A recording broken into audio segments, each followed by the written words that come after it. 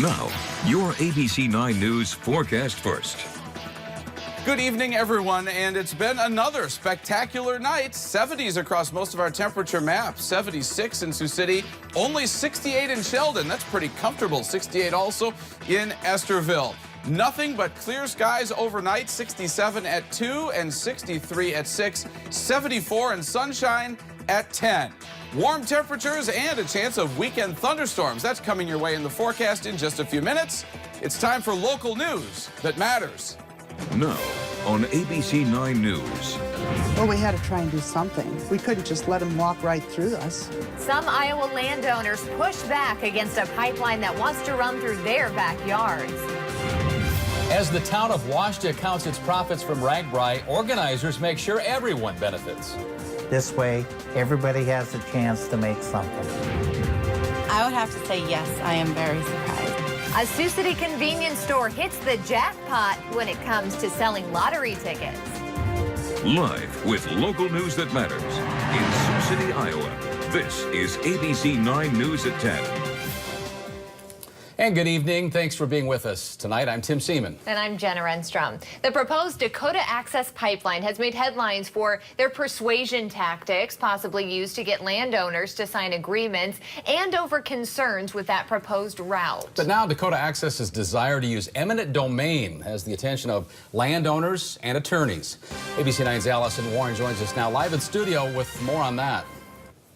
The proposed Dakota Access Pipeline would cut through many Siouxland counties, including Cherokee, Buena Vista, and Calhoun. Along the way, it would cut through hundreds of parcels of land. Now some of those landowners are fighting back against the company's proposed use of eminent domain in the form of a lawsuit. Martha Murray's land has been in the family for more than 60 years. Now she's frustrated to learn it's right in the path of the proposed Dakota Access Pipeline. I just feel like the government has decided that they can take it away from us. And we don't have a choice. This is it. And we really don't have a choice. If they decide to do this, it's theirs. Dakota Access released an eminent domain takings map with markers like this touching roughly 100 parcels of land in Buena Vista County. Of those, only about 8 have signed agreements with the company. Their easements are extremely one-sided, and they have essentially the veiled threat. And they've said it outright. We're going to go to eminent domain if you don't sign. Murray has joined many landowners supporting a lawsuit against the use of eminent domain to get access to their properties. Well, we had to try and do something. We couldn't just let them walk right through us. The lawsuit simply asks the judge to declare whether or not this is rightful or not. And while there are some landowners who have signed agreements with Dakota Access, others say that's not enough to get the pipeline built. I actually know of one of those landowners who was fully informed, and she signed the easement simply because she needed the money. At the end of the day, she saw it as a partial sale of her property. I don't think some of these landowners really understand what they signed when they signed those easements. I think they're going to have some big surprises. I'm told that among the biggest concerns for landowners, the question of insurance coverage should a leak occur is the biggest unknown. It's why many have donated money to a fund to help cover legal costs of the lawsuit. We have more information on our website, SiouxlandMatters.com. Reporting live in studio, Allison Warren, ABC 9 News. All right, thanks, Allison. And that's a story we'll continue to follow. Elsewhere tonight, thanks to record-setting instant scratch ticket sales of $212 million, 2015 was another huge year for the Iowa Lottery. In fact, overall lottery sales topped $300 million for the 4th straight year in Iowa, and winners cashed in the second highest total in lottery history, $197 million. That's a $10 million jump from just the year before. Although Sioux City doesn't have a lottery outlet listed among the top 10 in the state, it turns out this Kcau store at 4701 Southern Hills Drive in Sioux City is the top-selling outlet in Woodbury County. It collected more than $411,000 in sales in fiscal 2015. A lot of customers say that we are the busiest, and sometimes it's hard to get in the parking lot, but we are, I would have to say we are the busiest Kcau's in Sioux City. We have a lot of regulars that come in. They just expect great service, basically.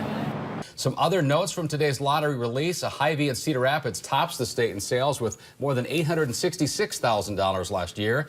The largest prize claim by an Iowa player was $2 million. That's a lotto jackpot by Dwayne Hansen of Osage.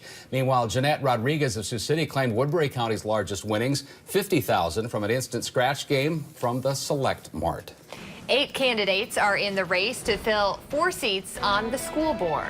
Nomination papers were due by 5 this afternoon. Included among the hopefuls are 3 incumbents, 1 former member looking to rejoin the board, and 4 newcomers.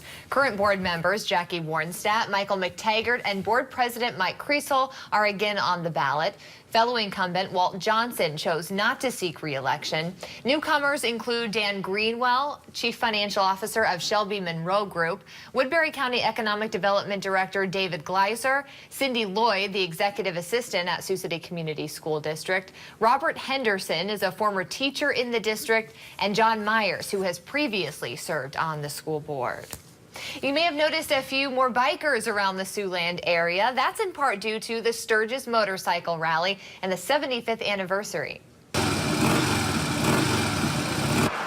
Many of those Harley-Davidson riders stopped in Sioux City to grab a bite to eat or stop to shop for things they need for the trip. For Roosters in Sioux City, the parking lot becomes full fast. And according to people who work there, it's difficult to keep Sturgis merchandise on the shelf. When you join the Harley-Davidson family, you start planning vacations where there are Harley-Davidson dealerships. So we've had people just here this morning from Delaware and Philadelphia, and as they come through, they like to stop for the poker chips, the T-shirts, and just to visit the dealerships. If you aren't a fan of motorcycles, well, bikers will be heading out of town. Sturgis begins on Monday. Just a couple of days ago, heavy rains caused flooding in parts of rural Woodbury County. And tonight, some of those areas are, in fact, still coping with the excess water. Sloan picked up about 8 inches of rain on Tuesday. That was one of the highest reports.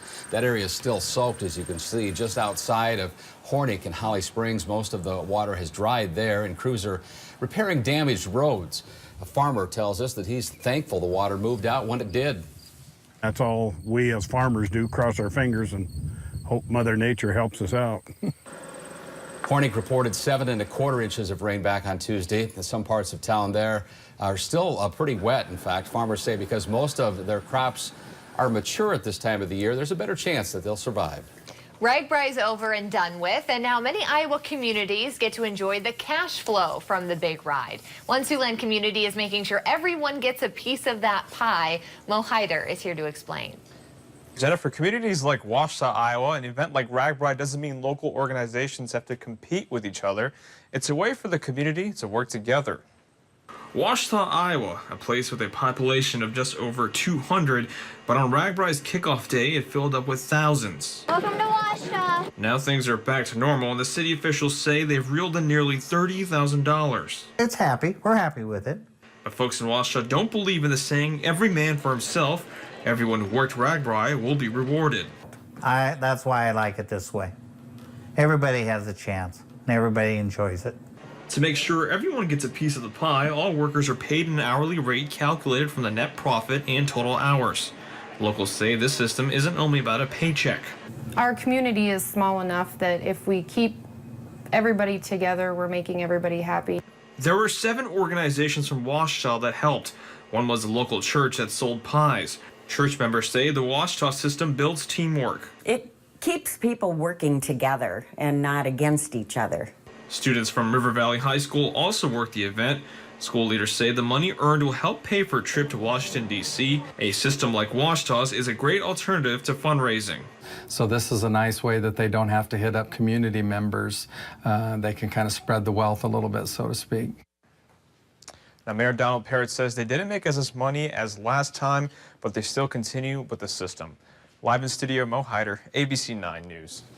And they did do a great job. I was there. Well, if you lost something on your bike trip across Iowa, you might want to check the RAGBRAI Lost and Found. Here's a picture of all the items not claimed during this year's ride. About a dozen pairs of sunglasses, several reading glasses, numerous cell phones, iPads, watches, Fitbits, and water bottles. You can email info@ragbrai.com if you see something in the photo that could be yours, or if you're looking for something else. And if you don't see your missing item, Ragbray officials say check back in a few weeks. They're still getting items in from towns along this year's route. Tim, I noticed a walkie-talkie too, so I'm not sure who has the other one. They could just radio them. Just left it laying. Quite an array of things dropped off. And it's a long week. You know, that's probably just the beginning. The piles are going to grow. I think that's for sure. Well, progress is being made over at Miracle Field. That's the new adaptive ballpark in Riverside. That ball field is ready to be surfaced, and the playground is being built as we speak. The park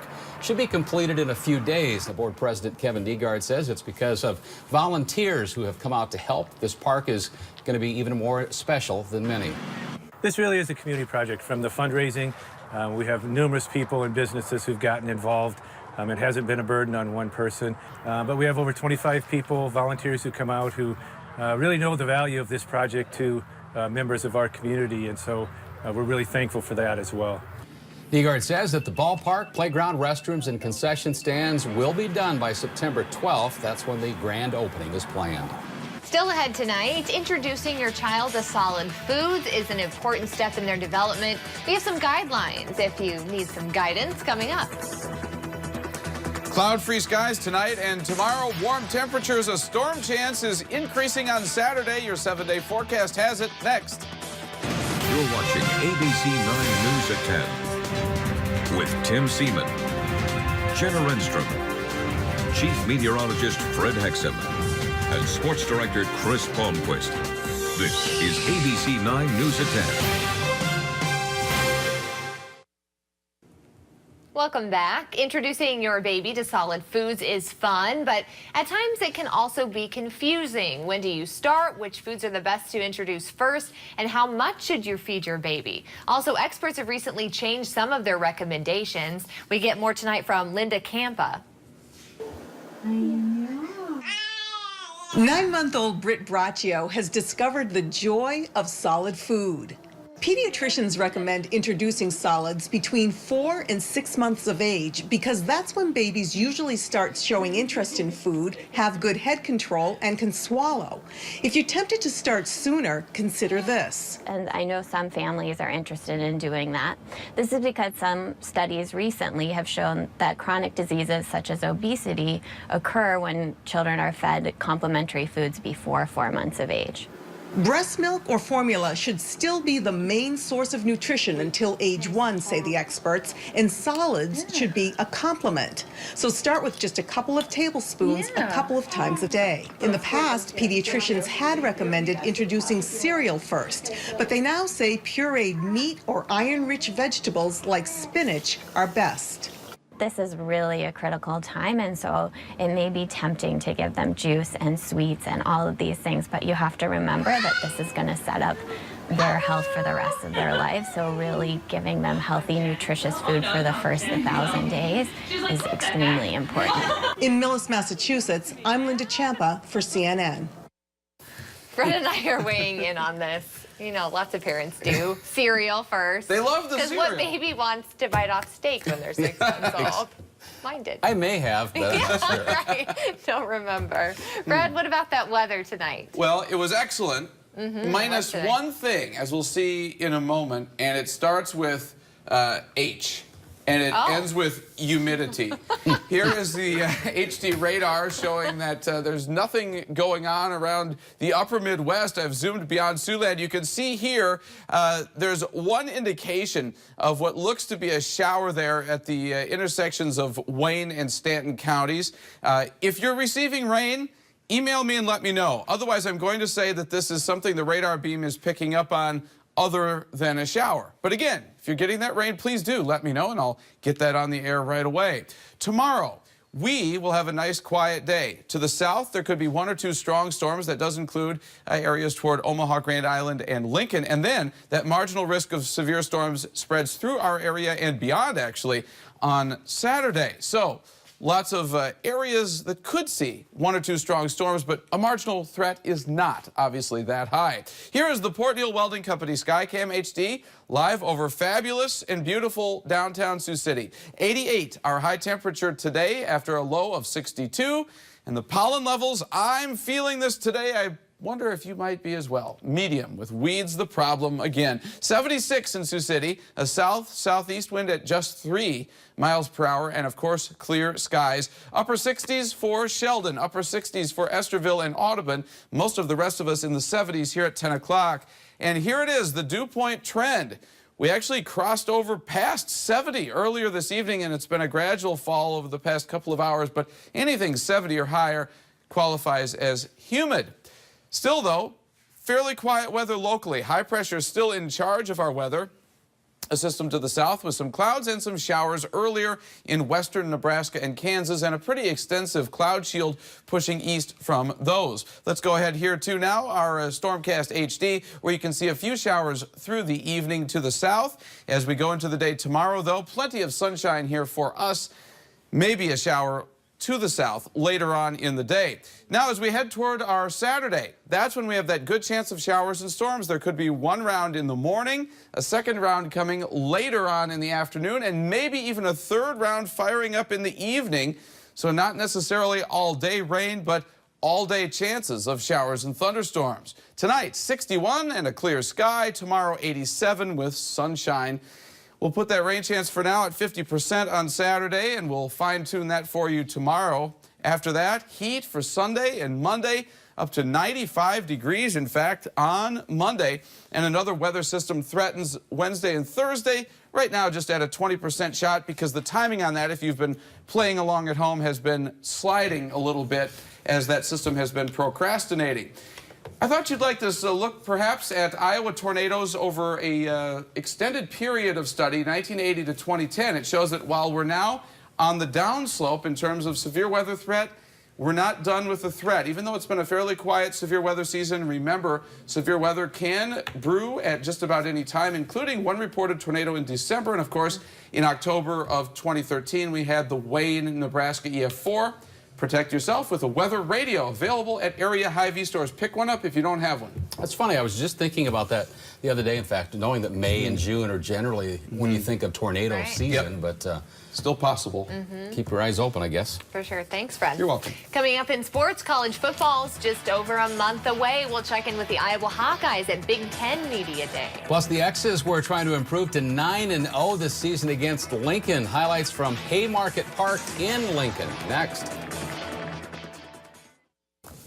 Welcome back. Chris joins us now. The X's were out of town tonight, but still some fireworks out at Lincoln, huh? Unfortunate, because it would have been fun to see what they did here in Sioux City. It seems like they haven't been home for a while. I haven't seen it. It has been a while, you're right. Yeah. Well, some years you're the bug and others you're the windshield. For a few years, the X's were the former, but this year they've mostly been the windshield, especially against Lincoln. Sioux City is 8-0 this year against the Salt Dogs and have outscored them 54-22. Steve Montgomery and the boys, those aren't them, looking to move 27 games over 500, and this will help. Matty Johnson with the sacks packed. He unpacks them. His 6th home run and get this 1,653 career at bats. Yeah, that's impressive. That would be enough. X's win yet again, 6-3. Well, after a disappointing 7-6 record a year ago, including a blowout loss to Tennessee in the Tax Slayer Bowl, pressure is building for the Iowa Hawkeyes and Coach Kirk Ferentz to win and win now. So how will they do that? Hawkeye headquarters reporter Alex Gimo has the latest from Big Ten Media Days in Chicago. The Iowa Hawkeyes are coming off a disappointing 2014 campaign, suffering a blowout loss to the Tennessee Volunteers in the last game of the season, but there is plenty of optimism going around for the upcoming season. Well, you know, it's just a fresh beginning, and that's, I think every coach in the room today and tomorrow will say the same thing. But it's a great opportunity to start forward anew, and I think we've got a great group of players, first and foremost, that have good attitudes. They've worked hard. They've demonstrated they're willing to work hard. And so now it's a matter of what we do moving forward. We talk about finishing.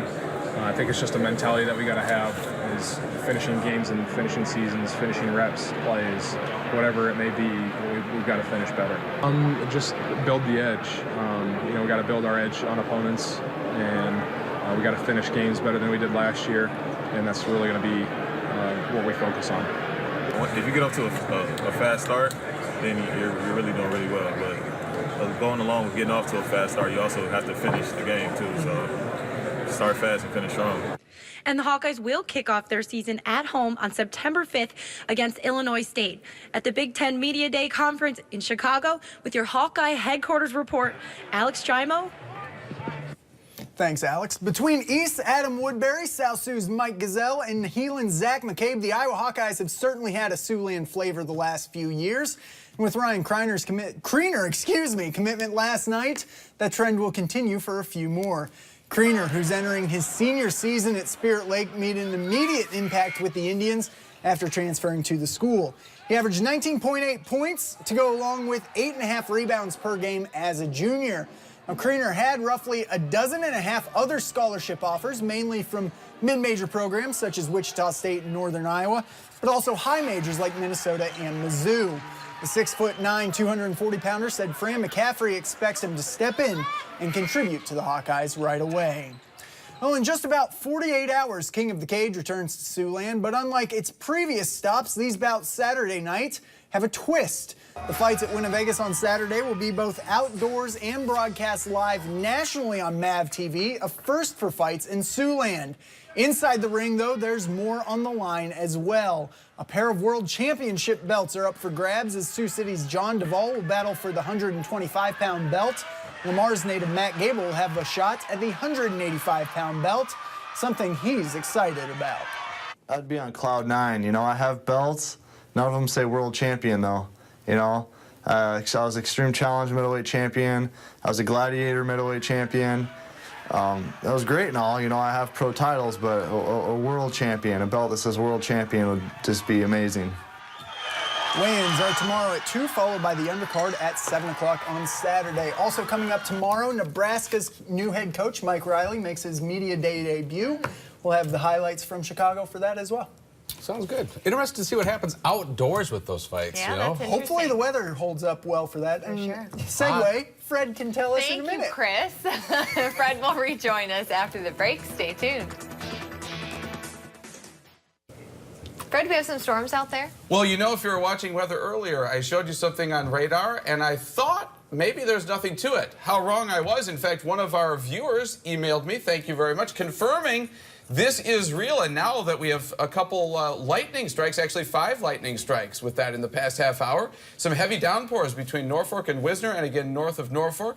This is not severe, certainly don't expect it to be, but very interesting on an almost cloud-free night. It really does show in a humid, warm summertime evening.